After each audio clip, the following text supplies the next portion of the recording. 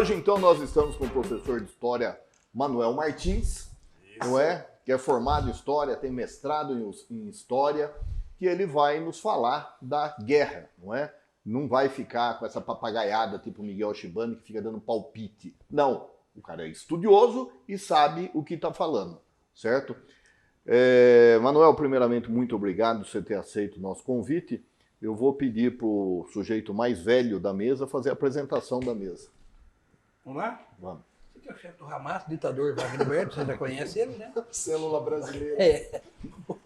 O moderador nosso ali, empresário, e eu que represento o povo. Então, por isso que eu estou apanhando sempre. Todas as classes representadas. Todas as que. Certo. Até queria falar também um pouquinho também, parabenizar a Bovo pela essa camisa maravilhosa, que representa o Tubo Rosa, cuidado com a mulher, e a Bovo foi um trabalho maravilhoso aqui em Avaré, cuidando das pacientes, Tem cuidando Vida de todo 10 mundo. também, é a Boa Vida 10. A Bovo Vida... O que é a Vida 10? Eu não conheço, só fala da Vida 10, então. Eu falo da A Bovo. Vida 10 é a Renata Cunha, que tem um projeto muito interessante, e agora ela está juntamente com a Bova, trazendo, passando para as pessoas que tiveram câncer ou têm câncer, na verdade, dando um apoio para todos. Juntamente com a Bova, ela está fazendo um trabalho muito legal. Boa noite, meus caros. Eu agradeço a oportunidade de estar aqui com vocês pela primeira vez, a partir da TV Nova Serrana, esse importante instrumento de comunicação da nossa região. E muito importante, professor, a gente tratar sobre esse conflito entre Israel e a Palestina de modo mais aprofundado e dando uma dimensão histórica a esse conflito, muito porque a narrativa oficial, bem como a da grande mídia, recorre a simplificações grosseiras muitas vezes, né? A narrativa que está circulando por aí, por exemplo, é que o Hamas atacou Israel e que Israel tem o direito de se defender. O que a grande mídia atira pelo ralo, no entanto, é a história, né? Trata-se de um conflito de longa duração, né? Vem de muitos anos. E acredito ser um momento muito oportuno para a gente desmistificar algumas coisas e desdobrar as causas, as origens desse conflito, né? Então eu preparei uma espécie de linha do tempo aqui para a gente entender o que é que está acontecendo agora no Oriente Médio, né? A partir de alguns eventos históricos, né? Então, se eu tomar muito tempo dos senhores, por favor, vocês me interrompam aí, é minha primeira vez na televisão, então não tenho muito tato. Não, tranquilo. É como se fosse uma sala de aula. Você vai falando, o único problema é que esse pessoal aí, eles são incultos, eles vão interromper fazendo perguntas. Não, e a gente Como fala se do caso fosse... também, a gente fala enquanto o outro tá falando. Certo. É normal. Tem gente que vai mexe no acostumando. celular, entendeu? Durante WhatsApp. muita gente não tem noção do que é Gaza, né, professor? Gaza Sim. é um território que tem 40 quilômetros de comprimento e 10 quilômetros de largura. Isso dá 365 quilômetros quadrados. Um quarto da cidade de São Paulo, né? 2 milhões de pessoas residem em Gaza, composta sobretudo de árabes, palestinos, né? E no momento que a gente conversa aqui, essa população está sendo bombardeada sistematicamente pelo Estado de Israel, né? Chegamos a quase 4 mil mortos, número impressionante, para um pouco mais de uma semana de conflito, né? E quase 7 mil bombas despejadas sobre aquele território. Então é um momento muito grave, muito triste, que a humanidade está passando e precisa encarar isso com muita seriedade, fugindo de simplificações grosseiras e fugindo dessa espécie de fla-flu que prepondera na opinião pública, como se a gente tivesse que torcer para um lado ou para o outro, né? Na história, na ciência, a gente busca fugir disso, né? Então eu gostaria de remontar ao século XIX, 1896, para ser mais exato, que é quando nasce o movimento sionista. O movimento sionista pretendia, é um movimento nascido na Europa, não é? E esse movimento pretendia a criação de um Estado para os judeus, tá certo? Havia muitas vertentes do sionismo, umas mais progressistas, outras mais conservadoras. A que se sobressaiu foi uma corrente conservadora, nacionalista e racista. É importante a gente dizer isso, né? Um importante ideólogo do movimento, Theodor Herzl, um jornalista descendente de banqueiros, escreveu um livro chamado O Estado Judeu. E nesse livro são lançadas teses racistas, colonialistas, né, conservadoras, em relação à criação de um Estado judeu na Palestina, né, ignorando que ali na Palestina viviam muitos outros povos, né, árabes, palestinos, e que, enfim, também vislumbravam uma independência, né? É importante a gente abrir um parênteses aqui, professor, porque trata-se de um tema muitíssimo delicado. Veja, acho que não existe outro povo no mundo que merece mais justiça histórica do que o povo judeu. A história desse povo é marcada por muita resistência, por muita opressão. Para vocês terem uma ideia, no século XIII, antes de Cristo, vejam o que eu estou dizendo a vocês, século XIII, antes de Cristo, o povo judeu já era constrangido por diásporas e perseguições. Essa data, século XIII, é a data do grande êxodo, quando Moisés comanda uma insurgência contra o Egito e libera os judeus de longos séculos de escravidão e os conduz até a Terra Prometida, que se dava ali nos arredores de Jerusalém, que a gente chama hoje de Israel e Palestina. No século V a.C., novamente os judeus são expulsos de seu território e escravizados pela Babilônia. E aí veja como as coisas são contraditórias. Um rei persa, Ciro o Grande, a antiga Pérsia, hoje é o atual Irã, né, libertou os judeus dessa nova opressão, e os conduziu novamente à Terra Prometida. E nos tempos comuns, assim chamados, quer dizer, a época em que Jesus Cristo histórico, habitava o planeta Terra, também o Império Romano oprimia aquela região, né, cometendo barbaridades, como a crucificação e tudo o resto. Vejam vocês, então, que eu nem mencionei o Holocausto e nem mencionei as barbaridades cometidas durante a Segunda Guerra Mundial. Estou remontando, né, esse passado milenar de sofrimento do povo judeu. Então, voltando a esse nascimento do movimento sionista, aí no final do século XIX, né, 1896. Bem, os judeus também estavam sendo perseguidos nesse contexto, principalmente pelo Império Russo e em alguns países da Europa.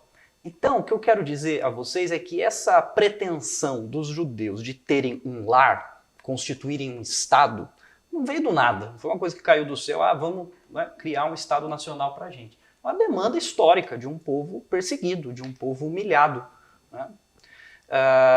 O problema, o equívoco foi que boa parte desses judeus enveredou por essa linha sionista conservadora, racista, extremamente nacionalista, né? Então, os sionistas iniciam uma campanha de chamamento geral da população judia para o retorno à Terra Prometida, para o retorno a Israel. Então eu estou agora contextualizando a Europa. E lá no Oriente Médio, o que estava rolando? O que estava rolando na Palestina? Né? A Palestina estava sob o domínio colonial do Império Otomano. Para vocês terem ideia, os otomanos conquistam ali aquela região no século XVI. Quando os portugueses chegavam ao Brasil, os otomanos estavam chegando e colonizando a Palestina. Então, e o que é importante dizer aqui, gente? Uma coisa que o senso comum ignora.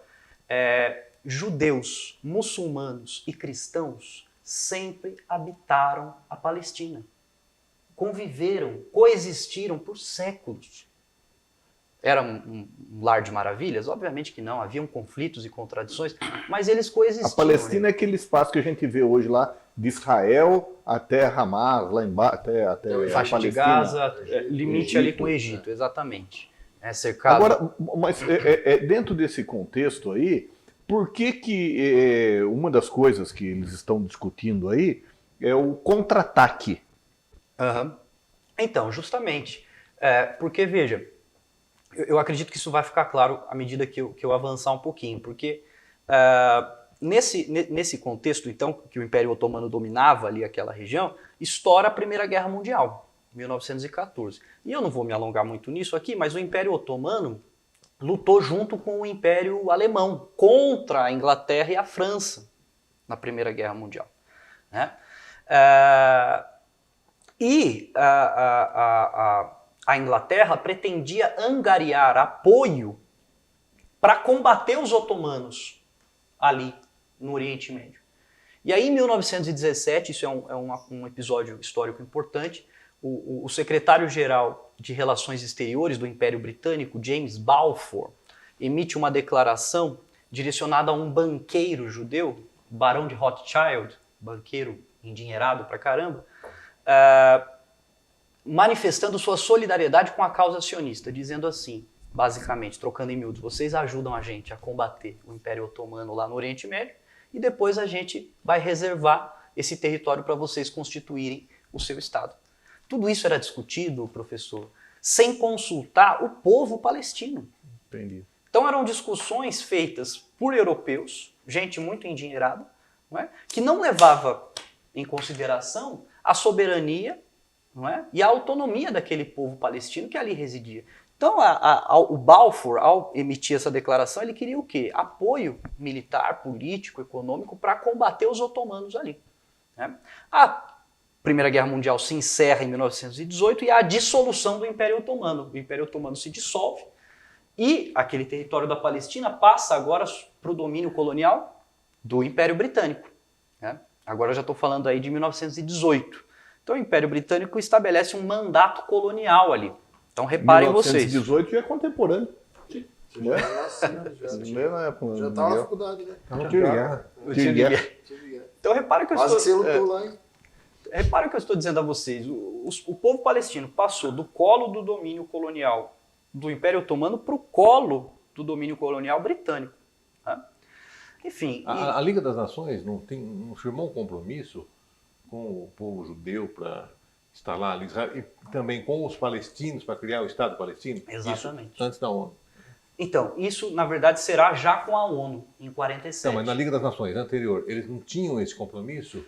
Havia uma certa... Porque o lobby do sionismo, justamente por contar com muita gente endinheirada, acabava ali pautando a ideia da constituição do Estado de Israel ali na Palestina, né? Mas eram conversas, eram tratados, ainda não tinha se efetivado nada, né? E aí, enfim, o tempo passa, né? E o Império Britânico coloniza, então, aquela região, né? E, enquanto isso, os sionistas manipulavam a fé e a crença judaica para convencer os judeus a migrarem para a Terra Prometida, para Jerusalém.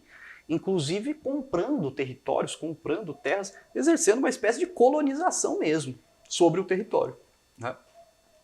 Enfim, os conflitos se acirram, porque imaginem vocês, uma colcha de retalhos de povos, etnias diferentes, sob a intervenção de potências estrangeiras, aquilo ali se constituiu como um barril de pólvora em pouco tempo, né? Inicia-se a Segunda Guerra Mundial, né? E as barbaridades do Holocausto, as perseguições que os judeus sofreram. Os judeus só não morreram mais que os soviéticos na Segunda Guerra Mundial. Se não me engano, foram 6 milhões de judeus que faleceram. Que foram brutalmente assassinados na Segunda Guerra Mundial. E aí o apelo da causa judia ganha muito mais relevo entre a opinião pública internacional. Então os judeus começam a migrar muito para a Palestina, né? Então há um aumento significativo. Até por falta de opção, né? Até por falta de opção, Tinha pra claro. onde ir, né? Na época. Claro. Mas qual que é um detalhe importante aqui? Nem todo judeu era sionista. Não eram todos os judeus que concordavam com a criação de um Estado ali na Palestina. E até hoje, a gente tem associações, organizações de judeus que condenam o Netanyahu, Benjamin Netanyahu, né, que condenam a ofensiva de Israel. Tem organizações que até falam que o Estado de Israel não deveria existir, que é um absurdo aquele Estado existir ali.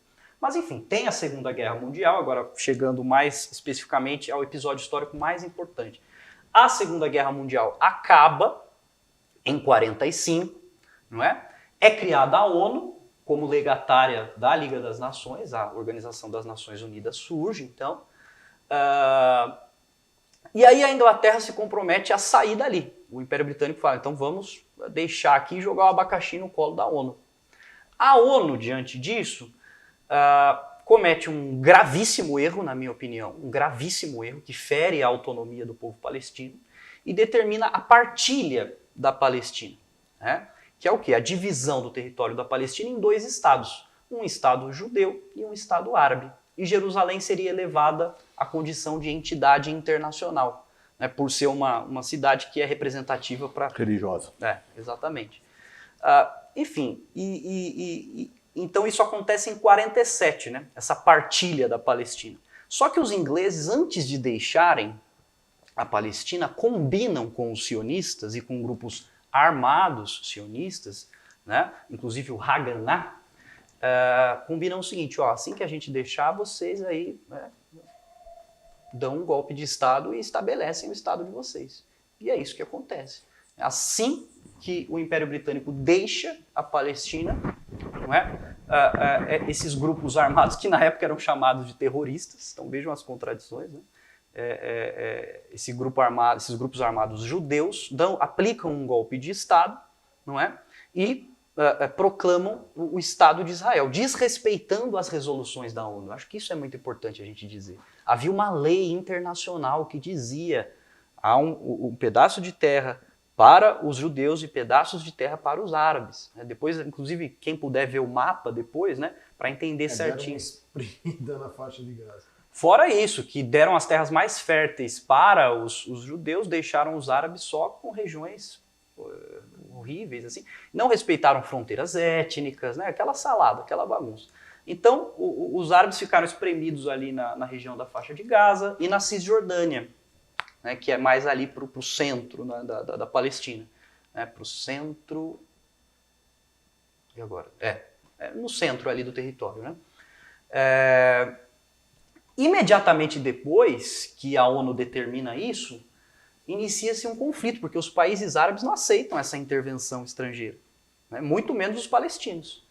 Então, inicia-se uma série de conflitos, que eu não vou entrar em detalhes agora, imediatamente depois. 49, por exemplo, já tem guerra, né?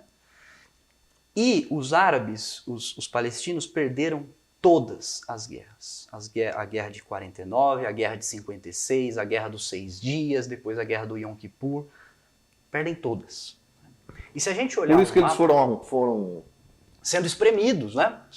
E aí Sendo encurralados. Oi? Aí aumentou o território de Israel, foi aumentando. Exatamente, o território de Israel foi aumentando. Então o plano sionista sempre foi esse, expansionista, colonialista. Por isso que fala-se em resposta, professor. Né? É claro que, por favor, não vamos relativizar aqui a morte de civis, não vamos relativizar aqui o ataque do Hamas. Né? O professor Manuel ele fez uma explanação para nós de tudo o que aconteceu. Agora, no próximo bloco, nós vamos entrar efetivamente no problema que nós estamos assistindo no dia a dia. Aguardem.